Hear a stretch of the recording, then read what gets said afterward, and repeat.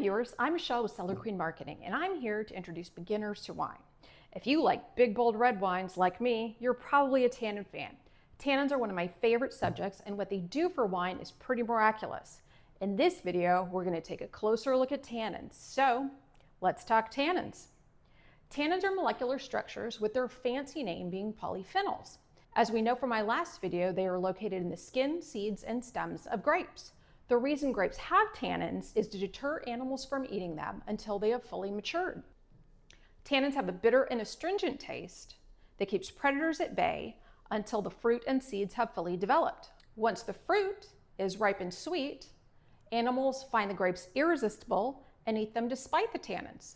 Seeds from the eaten grapes remain undigested in the animal and are distributed through the animal's waste. This is how wild grapes propagate without the assistance of farming.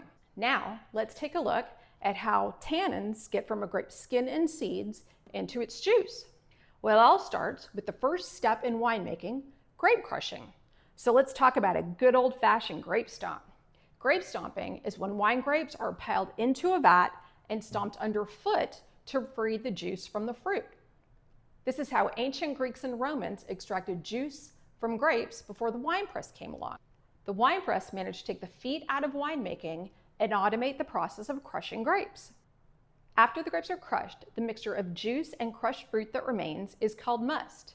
To make wine, you must have must.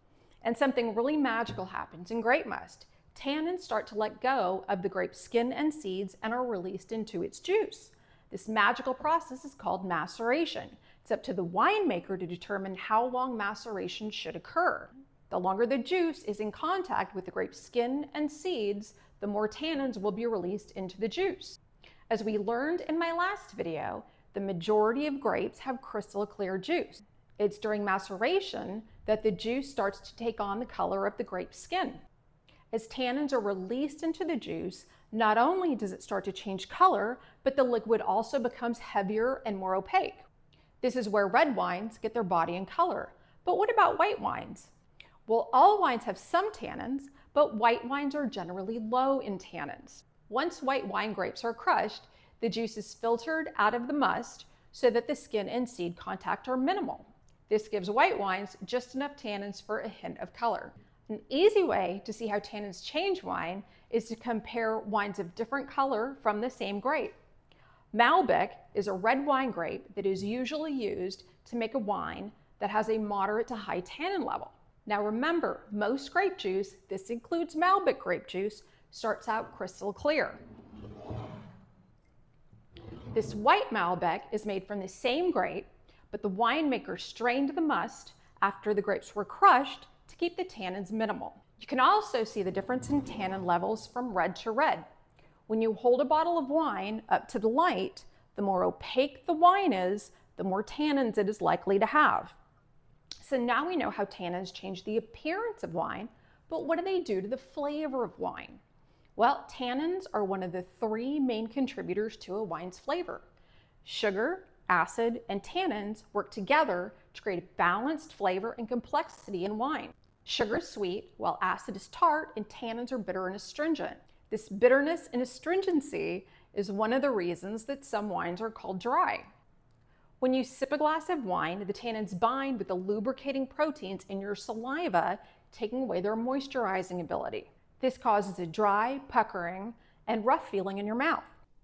This is one of the reasons that big tannic red wines pair well with fatty foods like cheese. Tannins help cut through the oiliness in the fat.